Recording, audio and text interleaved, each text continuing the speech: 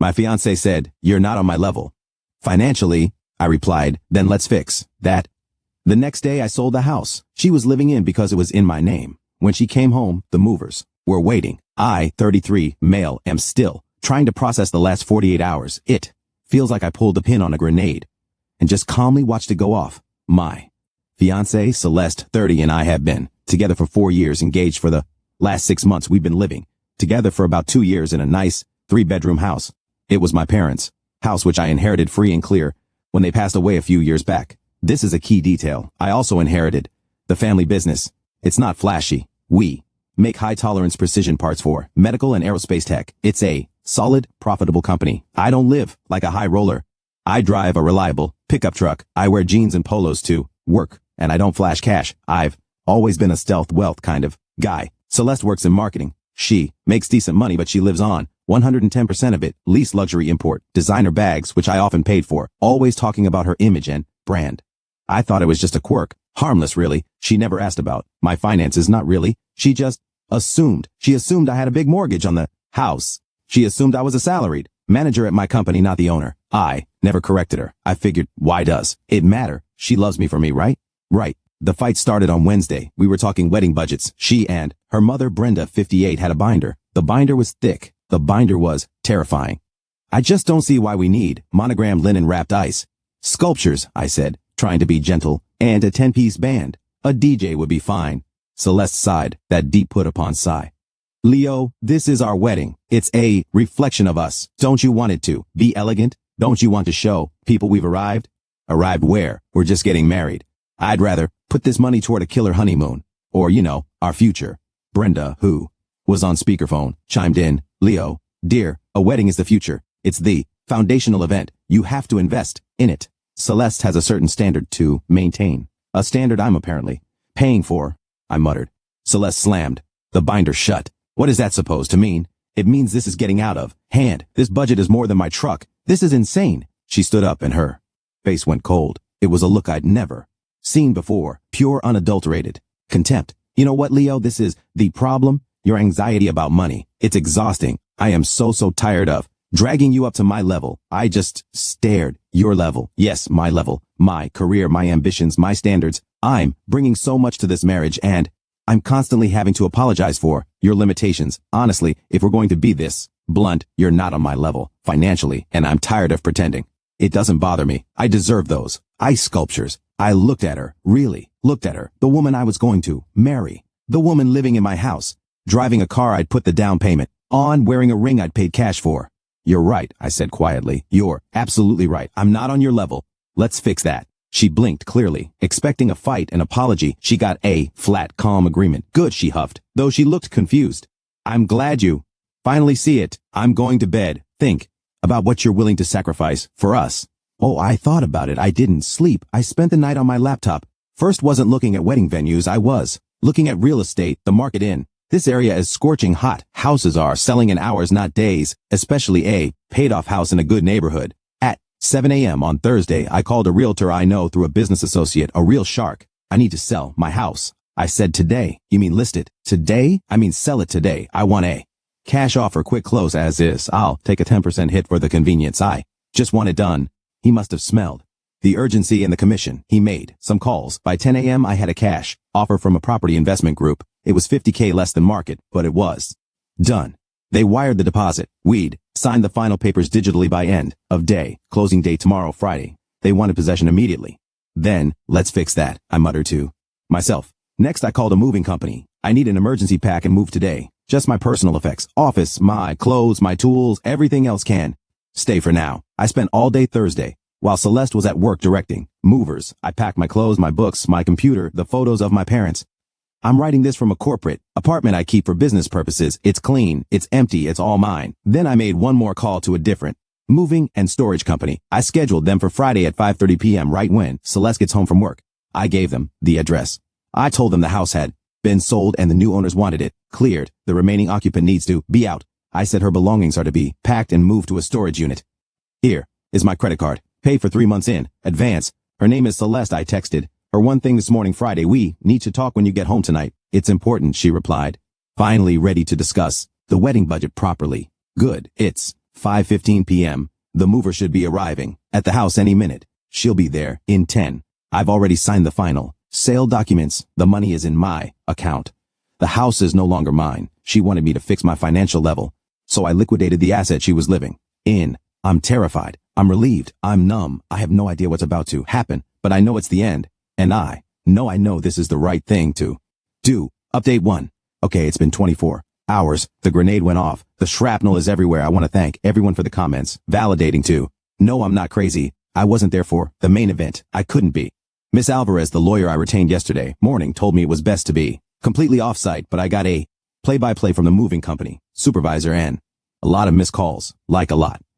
The supervisor, let's call him Hector, was a total pro. He said they arrived at 5:25 p.m. He had the work order. He rang the bell. No answer. He was about to call me when Celeste pulled into the driveway in her leased car. Hector, Miss Celeste. Celeste, apparently annoyed. Yes, who are you? I didn't order any movers. Hector, we were contracted to clear this residence, ma'am. The property has been sold. We're here to pack your belongings and transport them to a storage unit. Celeste laughing according to Hector. I think you have the wrong house, buddy. My fiancé and I are just wait, is this Leo's idea of a joke to move us to a bigger house? Hector, no joke, ma'am. The property at address was sold. The new owners require it to be vacant by 8 p.m. tonight. We have a team ready. Hector said her face just collapsed. She fumbled for her phone. That's when I got the first 12 missed calls, all while I was in a meeting with my lawyer who had advised me to put my phone on silent. Celeste apparently tried to block the movers from entering. You can't come in. This is my house. I'm calling the police. Hector again, total pro. Ma'am, we have a work order signed by the property owner, Mr. Leo, my last name, and a copy of the new title transfer. If you'd like to call the police, that's fine. We'll wait. She did. Oh, she did. While she was on the phone screaming into it, Brenda, her mother, pulled up. She was apparently coming over for dinner to strategize about the wedding.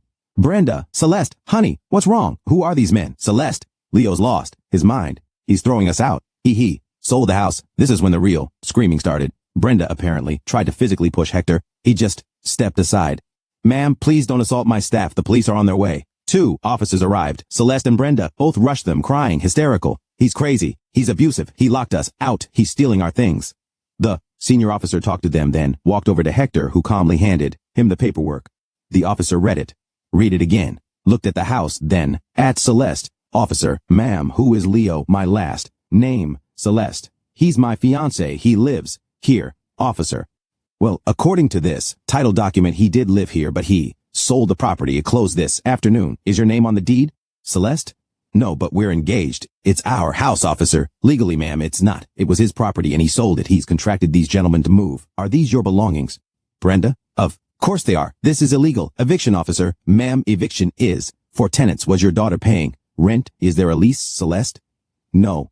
We're in a relationship. He's supposed to take care of me. The officer just sighed. Ma'am, this is a civil matter, not a criminal one. He sold his own house. He's even paying to move your belongings to storage. I can't stop them. This, Hector said, is when Celeste went nuclear. She ran inside and tried to lock the door, but the movers were already in the foyer. She apparently grabbed a hideous vase Brenda had given us, thank God, and threatened to smash it.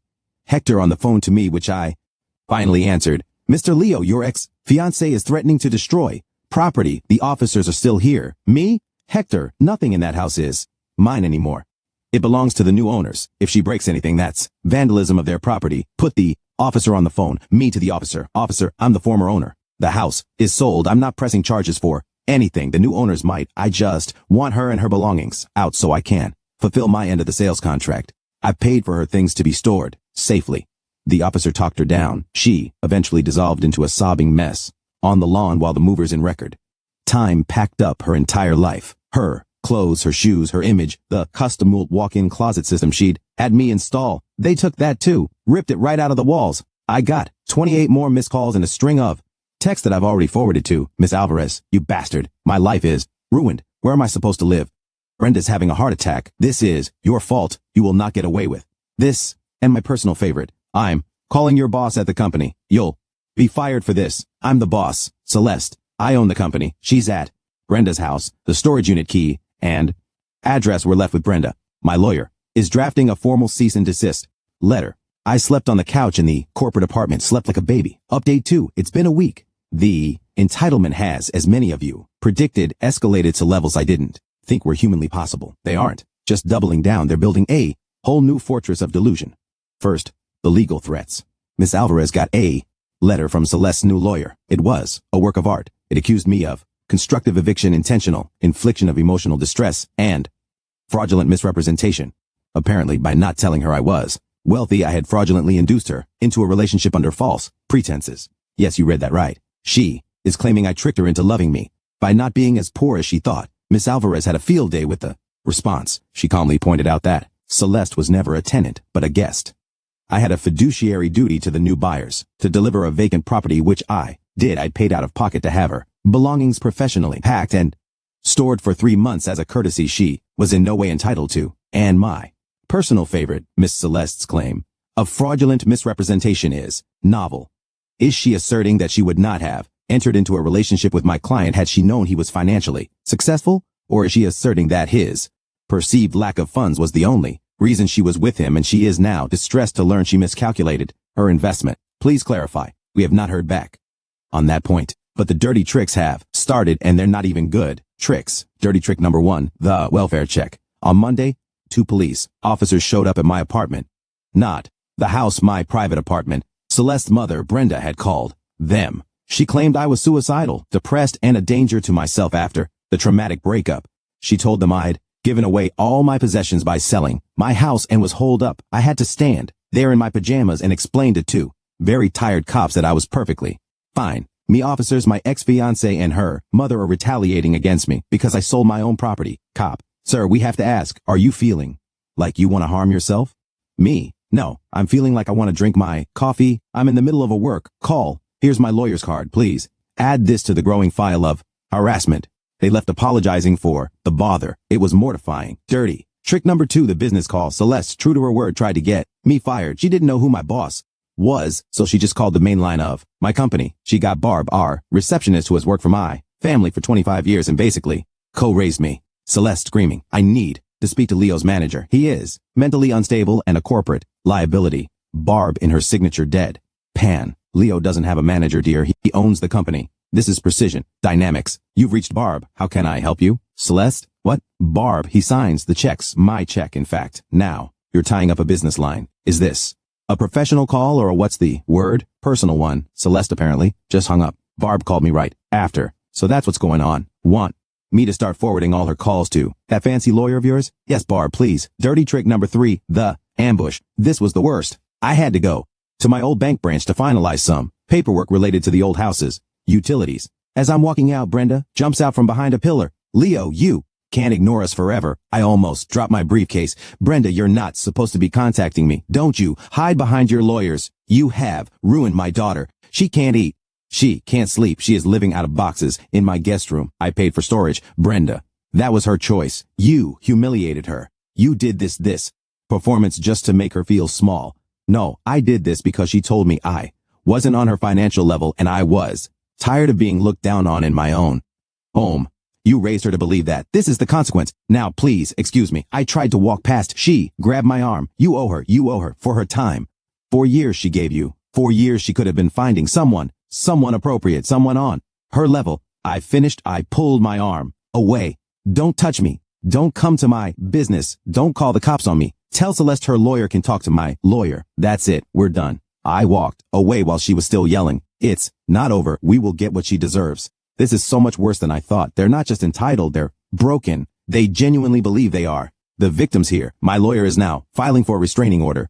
Updated at 3. Hello again. It's been about a month. The restraining order was granted after the bank ambush and the phony welfare check. Brenda and Celeste are legally required to stay 500 feet away from me, my home, and my place of business. This, of course, has not stopped them. It has just made them dumber. The main event of this update isn't a dirty trick. It's the pivot. After a month of her lawyer getting absolutely nowhere because, again, she has no case, Celeste apparently decided a new strategy was in order. The restraining order means she can't contact me, but it doesn't mean her friends can't. I got a text from a number I didn't recognize. Leo, it's Madison, Celeste's maid of honor. Listen, I know you're mad, but Celeste is a wreck. She misses you. She told me what she said, and she knows it was stupid. She was just stressed. Can't you just talk to her? I sent it to Miss Alvarez. She advised me to ignore it. A clear attempt to bypass the court order. Then 2 days later I get a call from Mark, my supposed best friend who was supposed to be my best man. Mark. Hey, Leo. Man, this is a whole mess. Me, Mark. Good to hear from you. Been quiet. Mark. Yeah. Well, listen. I had dinner with Celeste. My blood went cold. You what? Mark, just hear me out. She reached out. She's devastated. She told me everything about your company, the inheritance. Leo, why? Didn't you tell me? It's my business. Mark, it's not who I am, or I thought it wasn't Mark. Well, that's the thing. Celeste gets it now. She sees the full picture. She was just acting out because she was insecure about her finances, trying to, fake it till you make it. She loves you, dude. She's just ambitious. You should admire that. Me? She told me I wasn't on her level, Mark. She and her mother humiliated me. They harassed me. They called the cops on me. Mark, they were panicking. You pulled the rug out. What did you expect? Look, she's willing to go to counseling. She'll do whatever it takes. She just wants her life back. Your life. I couldn't believe what I was hearing. He'd been completely turned. Me, Mark. Did she or Brenda offer you something? Mark, what? No, dude, that's low. Me is it. Brenda cornered me at my bank. Celeste tried to get me fired. They're not panicking. They're manipulative. And now you're their puppet. Tell Celeste. No, don't tell her anything. I'm disappointed in you, Mark. I hung up. But the grand finale, the revenge part, you've all been waiting for wasn't something I did. It was something Miss Alvarez did. It was pure, beautiful, legal consequences. Celeste's lawyer in a desperate final attempt filed a motion for temporary spousal support and demanded I pay her $75,000 for her emotional and financial investment in the relationship, plus her legal fees. We went to a preliminary hearing. Celeste and Brenda were there, dressed like they were attending a funeral, all black, dabbing at their eyes. Celeste looked terrible. Brenda just looked furious. Her lawyer made his case. Your Honor, Miss Celeste gave 4 years of her life to this man. She performed wheelie duties. She invested in their shared home, believing it was their future. He then, with malice and forethought, rendered her homeless and destitute, all because of a simple heat of the moment argument. The judge looked bored. Wheelie duties. Were they married? They were engaged, Your Honor. The wedding was planned, so no, they were not married. And the home was her name. On the deed? No, Your Honor. Was there a lease? Did she pay rent? No, Your Honor. So she lived there for free for 2 years. And her investment, she decorated. Your Honor, she oversaw the installation of a custom closet. Miss Alvarez stood up. Your Honor, my client paid for that closet. On his credit card, we have the receipt. The investment Miss Celeste made was living rent-free in my client's home. Her claim to destitution is also misleading. She is employed and her distress stems not from a loss of love, but from a loss of perceived financial gain. Then she delivered the killing blow. In fact, Your Honor, we are the ones with the financial claim. M. Celeste is still in possession of a $20,000 engagement ring, which was a conditional gift given in contemplation of a marriage she effectively terminated. We have formally requested its return, and she has refused. We are filing a counter suit for reprisal. We are also seeking to have Miss Celeste and her mother, Miss Brenda, held in contempt for repeatedly violating a restraining order by a third parties. The courtroom was silent. Celeste's face went from pale to ghostly. The ring, she thought she could keep the ring. The judge looked at Celeste. Ma'am, is this true? You still have the ring? Celeste in a small voice. It was a gift, Judge. It was a conditional gift. The condition was marriage. You're suing him for emotional distress while holding on to a $20,000 asset he gave you, son. Is your lawyer's motion in order? Her lawyer just stammered. Your Honor, we were not aware. The judge dismissed their entire motion, laughed it out of court. He set a date for our motion. Celeste either had to return the ring within 10 days or a judgment for the full value would be placed against her. She and Brenda stormed out. I heard Brenda screeching in the hallway. This is a travesty. He's controlling her with that ring. He's a monster. He's not a monster. He's just a guy who finally learned to read the fine print. Final update. It's been 6 months. The dust has settled. The circus has left town. The 10-day deadline for the ring came and went. Celeste did not return it. Typical. So Miss Alvarez filed the judgment.